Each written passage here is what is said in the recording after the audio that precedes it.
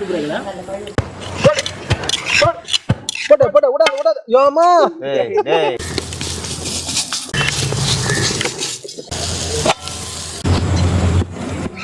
டேய் சார் சத்தியமேல் உருண்டை. வணக்கம் நண்பர்களே, இன்னைக்கு நம்ம வில்லேஜ் கிச்சன் ஃபேக்டரி சேனல்ல என்ன செய்ய போறோம்னு பாத்தீங்கன்னா, பண்டைய காலத்து முறையில உலக்கைய பயன்படுத்தி கேவரு சிமிலி எப்படி செய்யறதுன்னு வாங்க வீடியோக்குள்ள பாத்துக்கலாம்.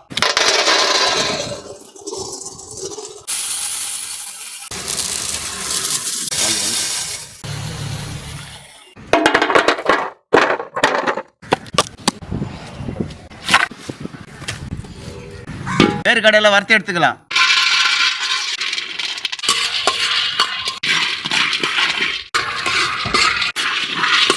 மாஸ்டர் சொல்லுப்பா, வேர்க்கடலை பயமாட்டுன்னு. ஆமாம், எதுக்கு இந்த வேர்க்கடலை எதுக்கு வறுக்கிறதுன்னு சொன்னால், வேர்க்கடையில் வச்சு ஒரு டிஷ் ஒன்று செய்ய போகிறோம். இல்லை டிஷ்ஷு அது என்னன்னாக்கா, அந்த காலத்தில் சொல்லுவாங்க சிம்பிலின்னு சொல்லுவாங்க. சிமிலி, இதுக்கு பேர் வந்து சிமிலின்னு சொல்லுவாங்க. அதுதான் நம்ம செஞ்சிட்ருக்கோம்.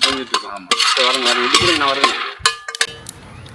டிஸ்க்கு பாருங்க மக்களே, டிஸ்க்குன்றது டிஷ்ஷு நம்ம நல்ல ஹெல்த்தியான டிஷ்ஷுங்க. சிமிலி, கேழ்வரகு சிமிலி செய்ய போகிறோம். அதுதான் நம்ம மாஸ்டர் வந்து வேர்க்கடலை வறுத்துருக்காரு.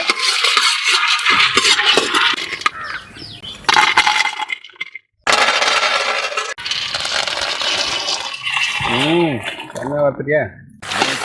பயமா சூடாக இருக்கு பாய். சூடானா தான் ஒன்று நல்லா வரும்ல தோல். அப்படியே இன்னொரு ஆறட்டுங்க. செய்ய நம்ம க்ளீன் பண்ணுவோம், அப்படியே கொஞ்சம் சாப்பிடுவோம். என்ன மாஸ்டர்?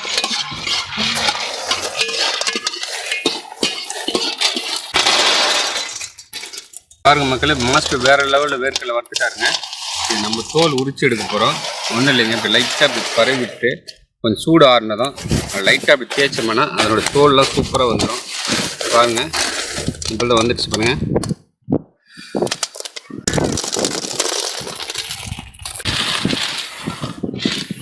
மாஸ்டர் சொல்லுங்க. எள்ளு வறுத்து இல்லாமா? ஓகே, கொட்டுங்க மாஸ்டர், கொட்டுங்க.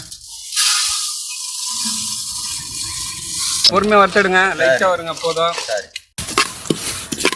போதும், இறங்குங்க. சரி, இறங்குது.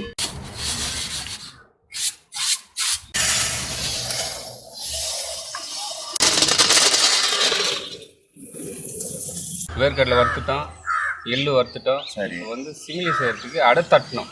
பாருங்கள் மக்களே, பக்குவமாக மாவு பிசைஞ்சு எடுக்க போகிறோம். அதுக்கு பார்த்தீங்கன்னா கொஞ்சம் தண்ணியில் உப்பு போட்டு மிக்ஸ் பண்ணி மாவில் சேர்க்க போகிறோம். ஸோ உப்பு ஏன் தண்ணியில் சேர்த்து மாவில் பிசைகிறேன்னா, அப்போ தான் ஓவரலாக ஃபுல்லாக நல்லா மிக்ஸ் ஆகும் உப்பு. அதனால தான் ஃபஸ்ட்டு தண்ணியில் சேர்த்து நல்லா கரைச்சிட்டு அப்புறம் மாவில் சேர்க்க போகிறோம். தண்ணி சேர்த்துக்கலாம் மாஸ்டர். அது கூட உப்பு சேருங்க. கொஞ்சமாக சர்க்கரை சேர்த்துக்கலாங்க.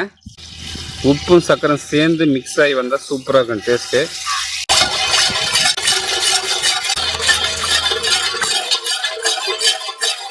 நல்லா சவுண்டாக இருக்கு.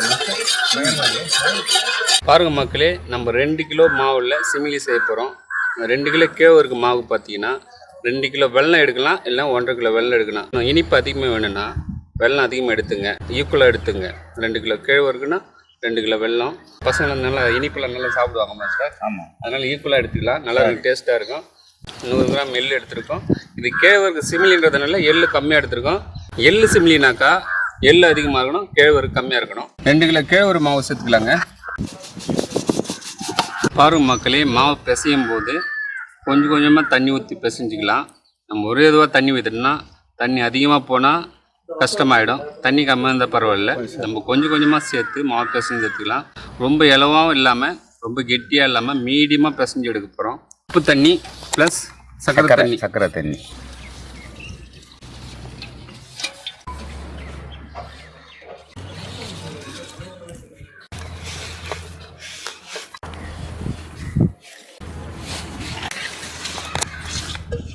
மாஸ்டர் சொல்லுங்க. வேற லெவலில் பக்கவாக சூப்பராக பிசைஞ்சு எடுத்துட்டீங்க.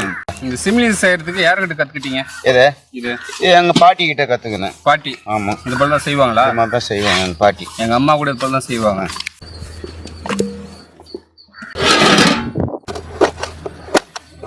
பார்த்தீங்கன்னா விற்கிறவங்க வந்து எல்லாம் காய் தான் வந்து கத்தியில் கட் பண்ணுவோம். நம்ம வெள்ளத்தையே காய் போல நறுக்கிற மாதிரி. மாவு நல்லா பிசைஞ்ச உடனே நல்லா அனலில் தோசைக்கல்லில் போட்டு தட்டி எடுத்துடணும். அப்படியே விட்டிங்கனாக்கா வெடிப்பு வந்துடும். அந்த ரவுண்ட் தன்மை வராது, ரவுண்டாக வராது. அந்த ஈரப்பதத்தில் இருக்கும்போதே தட்டி எடுத்துடலாம். அடை தட்ட போகிறோம். தோசைக்கல்லை வச்சிடலாமா? வச்சிடலாம். கல்லெண்ணெய் சேர்த்துக்கலாம். மாஸ்டர் சொல்லுப்பா. பொறுமையாக தட்டிட்டு இதுலேயும் திருநாக்கு எங்கள் வீட்டில் வடை செய்துக்கிறாங்க. இதுதான் அடைன்னா என்ன தெரியல எனக்கு. அடைன்னா போடுப்பா, எண்ணெய் போட. மாஸ்டர் அப்படியே ஒரு திருப்பு, அவ்வளோதான். சின்ன சின்ன போட்டால் லேட் ஆகும். சரி. தம்பி நல்லா பெருசாக ஃபுட்பால் மாரி எடுத்துருக்கா பாரு. ஃபுட்பால் மாதிரி எடுத்துடலாம். பக்கம் வந்துருமா பாய்? பக்கம் வந்துடுச்சு. பக்கம் போட்டு அப்படியே தட்டு பார்க்கலாம். ஃபுல்லாக தட்டு பாய். ஆஹா.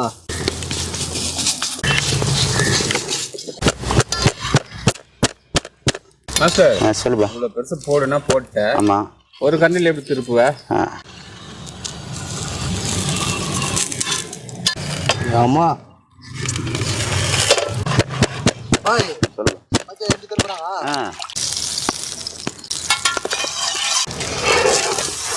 என்ன அருமையாக பண்ணுறது மாஸ்டர்.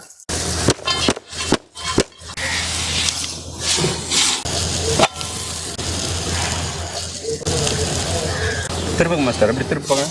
ஏய், ஆஹா, பழைய காலத்து கிரைண்டர் இது.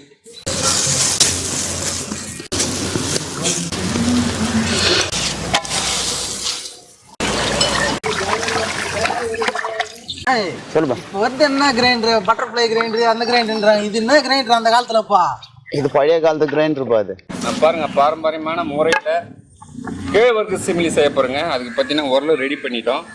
இப்போ வேர்க்கடலை போட்டு இடிக்க போகிறோம். தம்பி இடிச்சலாமா? போடுண்ணா இன்னைக்கு இடிப்பாரு. மொத்தம் கே போட்டன்றியா? பொறுமையாக அடிக்கணும்டா.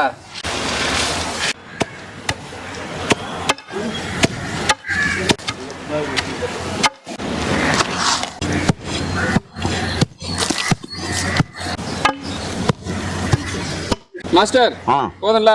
போதும்பா. அள்ளி போடுப்பா.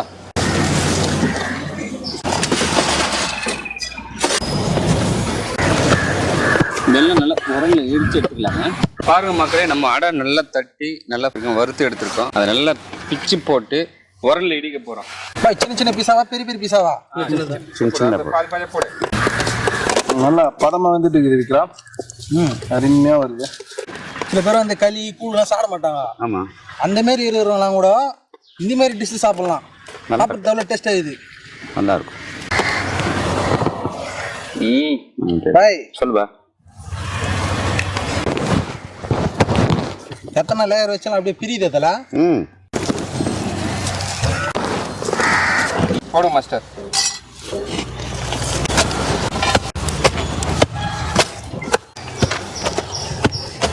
பாய் எள்ளு சேர்த்துக்கலாமா? போடு பாய், போடு பாய். இடிச்சு வச்ச வெல்லம், இடிச்ச வேர்க்கடலை,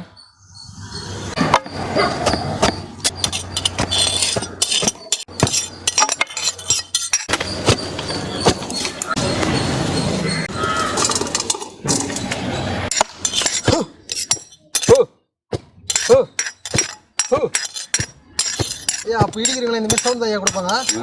ஏன்னா அவங்களுக்கு அந்த கலைப்பு தெரியாம இருக்குது.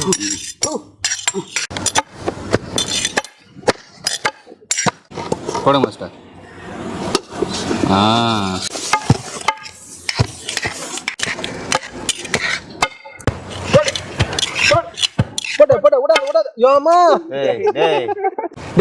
உனக்கு இடிக்கவும் தெரியல, வானா கொஞ்ச நேரம் வக்கார பாய் கூடனாலும் கேட்க மாட்டேன். நான் குத்தி வேணும் உடனே குத்தி நிக்கிறேன். Wow, super.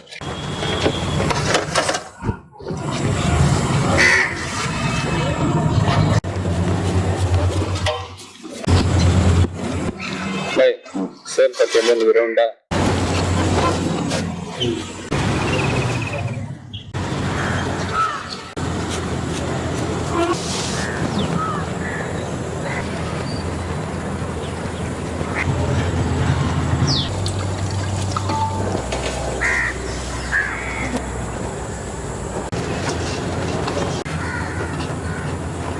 அப்படியே பிரித்து பங்கு போட்டு சாப்பிடலாமா? இல்லைங்க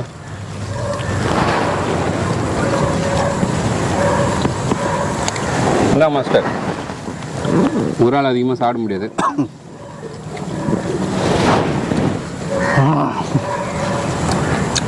நம்ம டேஸ்ட்டுங்க. தலைவா கை கொடு, அருமையாக செஞ்சு கொடுத்துரு தலைவா, சூப்பராக இருக்குது தலைவா.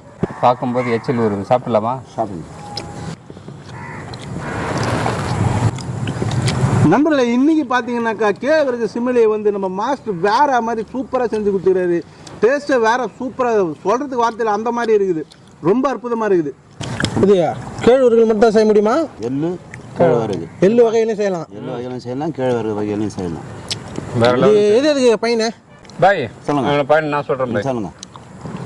சிறுதானியம் உடம்புக்கு ரொம்ப நல்லதுங்க.